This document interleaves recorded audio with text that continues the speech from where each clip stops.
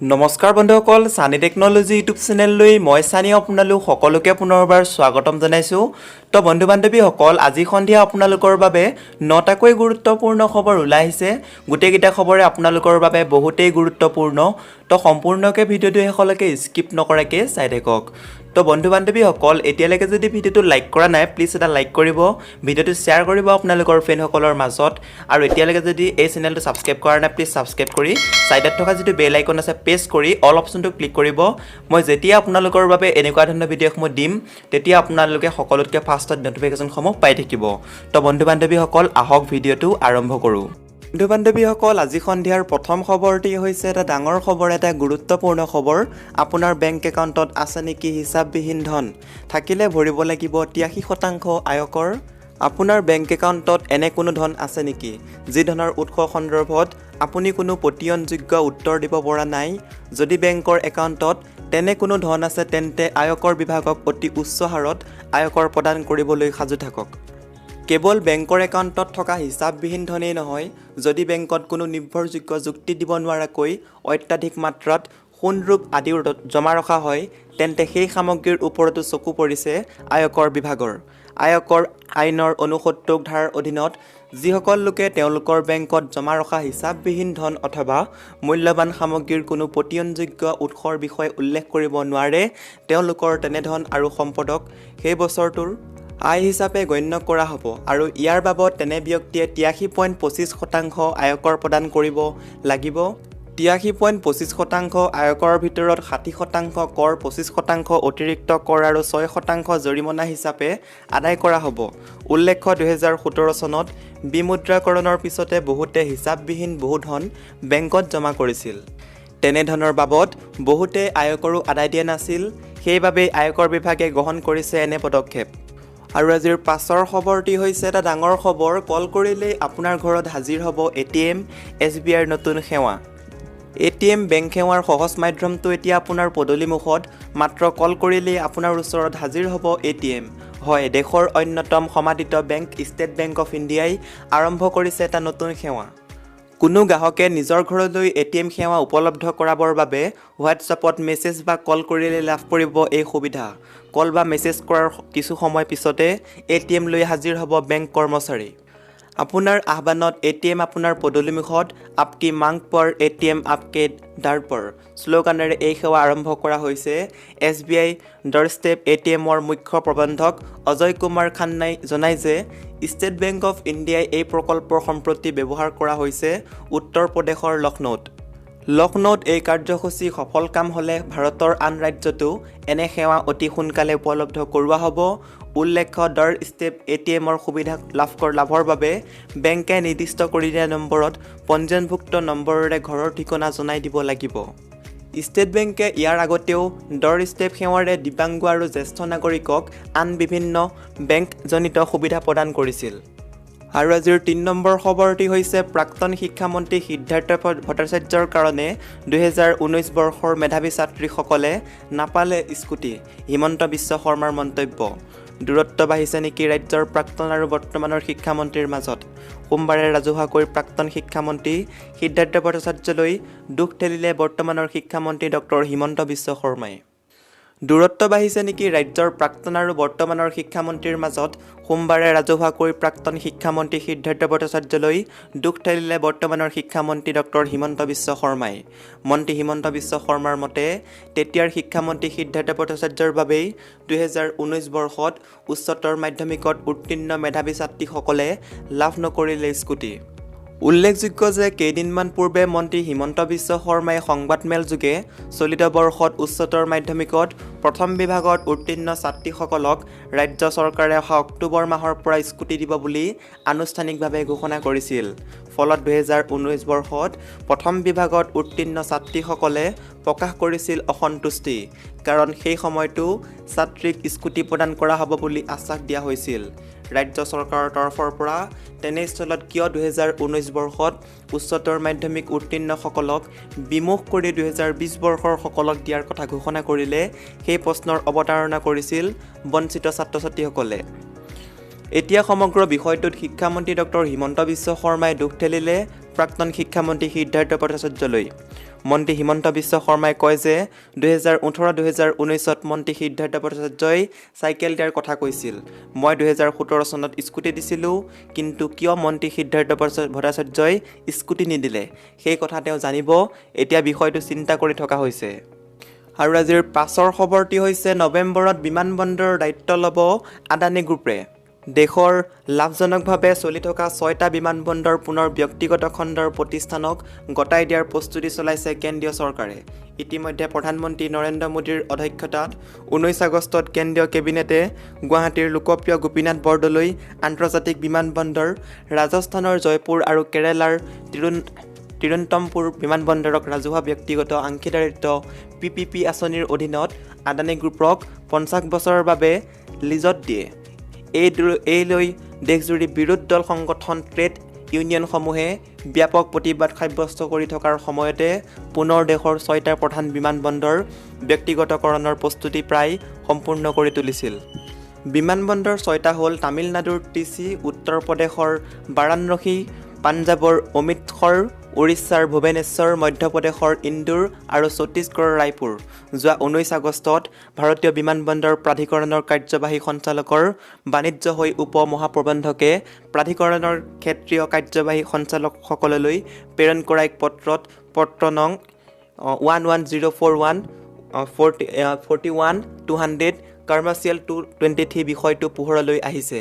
পত্ৰত আগন্তুক সময়ত বিমানবন্দৰ কেইটাৰ আন্তৰ্জাতিক নিবিদা আৰু এই সন্দৰ্ভত যোৱা 15 জুনতে প্ৰাধিকৰণৰ অধ্যক্ষই PPP মডেল তথা আঁচনিৰ অনুমোদন জনোৱাৰ বিষয়ে উল্লেখ কৰা হৈছে। আৰু আজিৰ পাছৰ খবৰটি হৈছে এটা ব্ৰেকিং নিউজ। 2 নৱেম্বৰত গ্ৰহাণু 2018 VP1A সন্ধিয়াব পৃথিৱীত। নাছাৰ মতে গ্ৰহাণুটো পৃথিৱীৰ নিচেই ওচৰলৈ আহিব আৰু খুন্দিওৱাৰ সম্ভাৱনা আছে। 2020 চনৰ আন এক আশ্চৰ্যজনক মহাজাগতিক পৰিঘটনাৰ সম্ভাৱনা প্ৰকট হৈছে। অহা 2 নৱেম্বৰত ক্ষুদ্ৰ গ্ৰহাণু 2018 VP1 পৃথিৱীৰ নিচেই ওচৰ চাপিব আৰু ই পৃথিৱীত খুন্দিওৱাৰ সম্ভাৱনা আছে। নাছাই প্ৰকাশ কৰা মতে আমেৰিকা যুক্তৰাষ্ট্ৰৰ পৰৱৰ্তী নিৰ্বাচনৰ এদিন আগত গ্ৰহাণুটোৱে পৃথিৱীৰ নিচেই ওচৰ অৰ্থাৎ 0.002 কিলোমিটাৰ ওচৰ চাপিব আৰু ই খুন্দিওৱাৰ 0.41% সম্ভাৱনা আছে। 2018 চনত কেলিফৰ্ণিয়াৰ কেলমাৰ অবজাৰভেটৰীয়ে প্ৰথমবাৰৰ বাবে এই গ্ৰহাণুটো চিনাক্ত কৰিবলৈ সক্ষম হৈছে। এই গ্ৰহাণুটোৱে পৃথিৱীত খুন্দা মাৰিলেও বিশেষ ধৰণৰ প্ৰভাৱ পৰাৰ সম্ভাৱনা নাই বুলি নাছাৰ বিজ্ঞানীয়ে প্ৰকাশ কৰিছে। উল্লেখ্য যে বিগত সপ্তাহত এখন গাড়ীৰ সমান ডাঙৰ গ্ৰহাণু এটাই পৃথিৱীৰ নিচেই ওচৰেৰে অতিক্ৰম কৰি যোৱাৰ সময়তো পৃথিৱীত খুন্দিওৱাৰ সম্ভাৱনা আছিল যদিও এনেধৰণৰ ঘটনা সংঘটিত নহ'ল।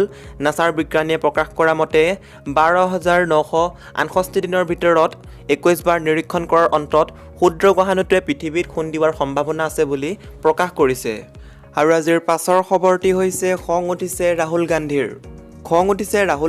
কংগ্ৰেছৰ কেইবাজনো নেতাই দলটোৰ অধ্যক্ষ পদৰ পৰা ছোনিয়া গান্ধীক পদত্যাগৰ বাবে পত্ৰ প্ৰেৰণক লৈ ৱৰ্কিং কমিটিৰ বৈঠকৰ মাজতে গভীৰ অসন্তুষ্টি ব্যক্ত কৰিলে ৰাহুল গান্ধীয়ে। বৈঠকৰ মাজতে ৰাহুল গান্ধীয়ে কয়, যি সময়ত এই পত্ৰসমূহ প্ৰেৰণ কৰা হৈছিল সেই সময়ত ছোনিয়া গান্ধী অসুস্থ অৱস্থাত আছিল। লগতে মধ্যপ্ৰদেশ আৰু ৰাজস্থানত চলি আছিল ৰাজনৈতিক সংকট। তেনে সময়তে এনে পত্ৰ কিয় প্ৰেৰণ কৰা হৈছিল? উল্লেখ্য যে কিছুদিনৰ পূৰ্বে কংগ্ৰেছত এগৰাকী স্থায়ী অধ্যক্ষৰ দাবীৰে 23 গৰাকীকৈ কংগ্ৰেছ নেতাই পত্ৰ প্ৰেৰণ কৰিছিল।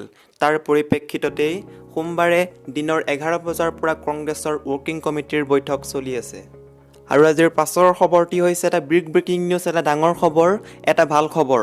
অসমৰ 17 লাখ পৰিয়ালে মাহৰ 1 তাৰিখে পাব 830 টকা। জনতা ভৱনত মন্ত্ৰী হিমন্ত বিশ্ব শৰ্মাৰ সংবাদমেল। অৰুণোদয় আঁচনি ৰূপায়ণৰ বিভিন্ন দিশ সামৰি এই সংবাদমেল। তেওঁ কয়, অসম চৰকাৰৰ এইখন আঁচনি একক আৰু অন্যান্য। এতিয়াৰে পৰা যেতিয়া এটা পৰিয়াল আৰ্থিকভাৱে দুৰ্বল পৰিয়ালক প্ৰদান কৰা হ'ব প্ৰতিমাহে আৰ্থিক সাহায্য। প্ৰতি মাহত প্ৰদান কৰা হ'ব 830 টকাকৈ। চলিত মাহৰ 2 অক্টোবৰৰ পৰা আৰম্ভ হ'ব এই নতুন আঁচনি। 17 আগষ্টৰ পৰা আঁচনিখনৰ কাম আৰম্ভ হ'ব। এটা পৰিয়ালক প্ৰতিমাহে চেনি কিনিবৰ বাবে প্ৰদান কৰা হ'ব 80 টকা। প্ৰতি মাহত দালি কিনিবৰ বাবে এটা পৰিয়ালক প্ৰদান কৰা হ'ব 200 টকা। পৰিয়ালৰ বৃদ্ধ লোকক ফল-মূল কিনিবৰ বাবে প্ৰদান কৰা হ'ব 150 টকা। প্ৰতি মাহৰ 1 তাৰিখে হিতাধিকাৰীৰ একাউণ্টত জমা হ'ব ধন। এই আঁচনিখনৰ হিতাধিকাৰীৰ পুৰুষৰ পৰিৱৰ্তে মহিলা হ'ব লাগিব। 2 লাখতকৈ কম ভোটাৰ থকা সমষ্টিত 15,000 পৰিয়ালে লাভ কৰিব এই আঁচনিৰ সুবিধা। 2 লাখতকৈ বেছি ভোটাৰ থকা সমষ্টিত 17,000 পৰিয়ালে লাভ কৰিব এই আঁচনিৰ সুবিধা। 2,800 কোটি টকা নিৰ্ধাৰণ কৰা হৈছে এই আঁচনিৰ বাবে। ৰাজ্যৰ 17 লাখ লোকে পাব এই আঁচনিৰ সুবিধা। আৰু আজিৰ পাছৰ খবৰটি হৈছে ছোনিয়া আৰু নাথাকে, দেশত নহয় দলত নেতৃত্ব দিব পৰা নেতা পোৱা নাই কংগ্ৰেছে। মই আৰু কংগ্ৰেছৰ অধ্যক্ষ পদত থাকিব বিচৰা নাই। নতুন অধ্যক্ষ নিৰ্বাচনৰ বাবে প্ৰক্ৰিয়া আৰম্ভ কৰিব লাগে। সোমবাৰে দিনৰ 11 বজাৰ পৰা আৰম্ভ হোৱা কংগ্ৰেছ ৱৰ্কিং কমিটিৰ বৈঠকত এই ঘোষণা কৰিলে ছোনিয়া গান্ধীয়ে। এই ঘোষণাৰ পাছতে দেশৰ প্ৰাক্তন প্ৰধানমন্ত্ৰী মনমোহন সিঙে ছোনিয়া গান্ধীক এই সিদ্ধান্ত বিবেচনাৰ বাবে আহ্বান জনোৱাৰ লগতে এনে সময়ত দলটোৰ নেতাসকলে পত্ৰ প্ৰেৰণ কৰা কাৰ্যক দুৰ্ভাগ্যজনক আখ্যা দিয়ে। ইফালে দলটোৰ স্থায়ী অধ্যক্ষৰূপে ৰাহুল গান্ধীকে পুনৰ এবাৰ বিচাৰিছে বহুকেইজন জ্যেষ্ঠ কংগ্ৰেছ নেতাই। আনকি অধ্যক্ষ সলনিৰ বাবে পত্ৰ প্ৰেৰণ কৰা 23গৰাকী নেতাৰ ভিতৰতো বহুকেইজন ৰাহুল গান্ধীকে অধ্যক্ষৰূপে বিচাৰিছে। উল্লেখ্য যে কৰোনা কেন্দ্ৰিক পৰিস্থিতিৰ বাবে সোমবাৰৰ এই বৈঠক ভাৰ্চুৱেলভাৱে অনুষ্ঠিত হৈছে। 52গৰাকীকৈ নেতাই অংশ লৈছে এই বৈঠকত। আৰু আজিৰ পাছৰ খবৰটি হৈছে 19 ছেপ্টেম্বৰৰ পৰা IPL। ডুবাইত কেনেদৰে সময় পাৰ কৰিছে ক্ৰিকেটাৰ ৰিয়ান পৰাগে। অসমৰ ৰিয়ান পৰাগৰ সোঁফালৰ ৰুমটোতে আছে টিমমেট 19 বছৰ অনুৰ্ধৰ আন্তঃৰাষ্ট্ৰীয় ক্ৰিকেটাৰ চণ্ডীগড়ৰ মনন ভোহৰা। COVID-19ৰ মাজতে 19 ছেপ্টেম্বৰৰ পৰা ইউনাইটেড আৰব এমিৰেটছ আৰম্ভ হ'ব ইণ্ডিয়ান প্ৰিমিয়াৰ লীগ চমুকৈ IPL 2020। বিশ্ব ক্ৰিকেটাৰ গেমাৰাছ লীগখনত অংশগ্ৰহণৰ বাবে ইতিমধ্যে ডুবাইত গৈ উপস্থিত হৈছে ৰাজস্থান ৰয়েলছৰ নিৰ্ভৰযোগ্য অলৰাউণ্ডাৰ অসমৰ ৰিয়ান পৰাগ। খবৰ পোৱা অনুযায়ী বিমানবন্দৰ, হোটেল আৰু অনুশীলনৰ ক্ষেত্ৰত সকলোতে কৰোনা ভাইৰাছৰ বাবে বিশেষ সতৰ্কতামূলক ব্যৱস্থা গ্ৰহণ কৰা হৈছে। হোটেলত পূৰ্বতে এটা কোঠাত 2জন খেলুৱৈ ৰাখিছিল যদিও এইবাৰ সামাজিক দূৰত্বৰ বাবে এটা কোঠাত এজনকৈ খেলুৱৈ থকাৰ ব্যৱস্থা কৰি দিছে কৰ্তৃপক্ষই। আৰু আজিৰ পাছৰ খবৰটি হৈছে বাঢ়িয়ে আছে পেট্ৰল ডিজেলৰ মূল্য। আগশাৰীৰ মহানগৰীৰ চেৰ পেলাই গুৱাহাটীত এতিয়া ইমান দাম। দিল্লী, কলকাতালৈ গুৱাহাটীত পেট্ৰল ডিজেলৰ দাম বেছি। মূল্যবৃদ্ধিয়ে জুৰুলা কৰা সৰ্বসাধাৰণ মূৰত মাধমাৰ সোধাইছে ইন্ধনৰ মূল্যবৃদ্ধিয়ে। সপ্তাহটোৰ প্ৰথম দিনটোতে গুৱাহাটীত আজি পেট্ৰলৰ প্ৰতি লিটাৰত 50 পইচা আৰু ডিজেলৰ প্ৰতি লিটাৰত 39 পইচাকৈ বৃদ্ধি পাইছে। আজিৰ দিনটোত দেশৰ আন প্ৰান্তৰ লগতে গুৱাহাটীত পেট্ৰল ডিজেলৰ মূল্য হৈছে এয়া। গুৱাহাটীত পেট্ৰল 85 টকা 76 পইচা, ডিজেলত 80 টকা 48 পইচা প্ৰতি লিটাৰত। লকডাউনৰ সময়ত খাৰুৱা তেলৰ মূল্য হ্ৰাস হোৱাৰ পৰিপ্ৰেক্ষিতত পেট্ৰলৰ ওপৰত আৰোপ কৰা হৈছিল অতিৰিক্ত ভেট। ৰাজহ সংগ্ৰহৰ লক্ষ্যৰে অতিৰিক্ত শুল্ক আৰোপ কৰাৰ পিছত বৰ্তমান পেট্ৰল ডিজেলৰ মূল্য স্বাভাৱিক অৱস্থালৈ ঘূৰি যাবলৈ লৈছে আৰু যাৰ কাৰণে আকাশলংঘী হৈছে ইন্ধনৰ মূল্য। উল্লেখ্য যে আন্তঃৰাষ্ট্ৰীয় বজাৰত অধিক তেলৰ দাম তথা ডলাৰৰ বিপৰীতে টকাৰ মূল্যৰ ওপৰত নিৰ্ভৰ কৰি ফিক্স কৰা পেট্ৰল ডিজেলৰ মূল্য, কিন্তু ইয়াৰ ওপৰত এক্সাইজ ডিউটি, ডিলাৰৰ কমিশ্যন তথা অন্যান্য চাৰ্জ যুক্ত কৰাৰ পিছত উপভোক্তাসকলে কেইবাগুণ দামত তেল কিনিবলগীয়া হয়। প্ৰতিদিনে পুৱা 6 বজাত পেট্ৰল তথা ডিজেলৰ দাম জাৰি কৰে তেল কোম্পানীসমূহে। তো বন্ধু বান্ধৱীসকল, আজিৰ ভিডিঅ'টোত আপোনালোকক বহুকেইটা গুৰুত্বপূৰ্ণ খবৰ দিব চেষ্টা কৰিলোঁ। যদি খবৰকেইটা শুনি ভাল লাগিছে লাইক কৰিব, শ্বেয়াৰ কৰিব, চেনেলটো ছাবস্ক্ৰাইব কৰিব একেবাৰে নাপাহৰিব এনেকুৱা ধৰণৰ ৰেগুলাৰ খবৰসমূহ পাই থাকিবলৈ। তো বন্ধু বান্ধৱীসকল, আজিলৈ বাই বাই। আকৌ নেক্সট ভিডিঅ'ত লগ পাম। জয় আই অসম।